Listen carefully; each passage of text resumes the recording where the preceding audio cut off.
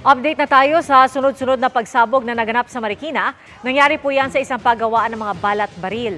At nakatutok live si Rafi Tima. Rafi? Pia, mabilis lang yung sunog dito sa Armscor compound dito sa Marikina, pero nagdulot ito ng takot sa mga residente sa likurang bahagi nitong compound kung saan nakita ng mga residente yung malaking apoy at pagsabog. Atras! Atras! Wala na! May malaking fireworks display na nasaksihan ng mga taga Marikina ngayong hapon dahil sa pagsabog na ito sa Barangay Fortune. Ang kumukuha ng video, Atras! Atras! napasigaw na para makaligtas sa trahedya. Ang isa niyang kasamahan na nasa loob ng bakod napakalipas ng takbo. Atras! Sakto sa biglaang paglaki ng apoy. At sunod-sunod pang pagsabog. Kapagod ako. Hindi na yan, hindi na yan. Ano hindi na? Hindi, ano na yan, yung fume na yan. Hindi, baka kasi lumapit sa tank farm natin. Laki ng pagsabog yan. Sa malayo, tanawang makapal na usok at naglalagablab na apoy mula sa Armscor Global Defense Inc. na paggawaan ng bala at baril. Lakas! Grabe! Naiwala yata na yun. Agad namang rumisponde ang mga bumbero para apulahin ang apoy. Kita ang pinsala sa paligid na halos naabo na at binalot din ng makapal na usok.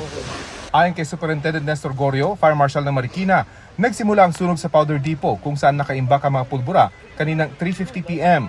Wala namang nasawi pero may mga sugatan. May nadamay ring bahay sa likurang bahagi ng depot sa sunog ng umakyat sa ikalawang alarma.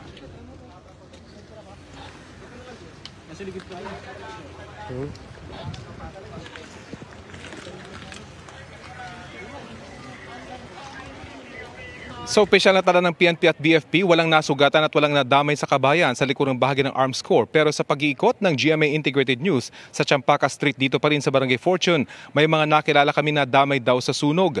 Kita rin ang mga debris sa paligid na ayon sa mga residente, imbakan daw ng mga pulbura na lumipad at umabot sa kanilang mga kabahayan. Kabilang dito ang mga kahoy na lumipad sa ilang daang metro. Sa mga video na nakuna ng mga residente, makikita na tila nagkulay orange ang paligid sa laki ng apoy. Nagtakbuhan ang mga residente patungong kalsada sa pag-aakalang madadamay ang kanilang mga kabahayan. Narito ang pahayag ng mga nakausap ng GMA Integrated News at ang opisyal na pahayag ng President at CEO ng Armscor. Ito na po yun na nagtalsikan. Opo. Ang dami po niyan. Ayun pa, may naipon po kami doon. Marami pa po yan. Tapos yung mga kahoy, yung po yung nagliliparan dito na ayan po nga, mga sunog na. Buti wala naman pong tinamaan dun sa mga nagbagsakang kahoy. Na po yung may tinamaan kasi nandito po yung taniman nila, bumagsak sa harapan nila niyan. Mag-asawa, gusto na nga nilang tumalon doon. So nung nagtakbo kayo, natumba kayo? Oo, diyan pa lang natumba na ako. Sa binuhat ako ng anak ko, natumba ulit ako. Kasi nataranta na nga po eh. Gaano ba kalaki yung apoy na rito? Abot na po dito. Kala nga namin nasa amin na eh. Sobrang init na po. Hindi mo naramdaman nung una na may sunog yung likod mo? Nararamdaman ko na, sobrang sakit na rin eh. Update na ng likod ko. Yun, pagtawid ko nun, sinasabi nila laplos na daw.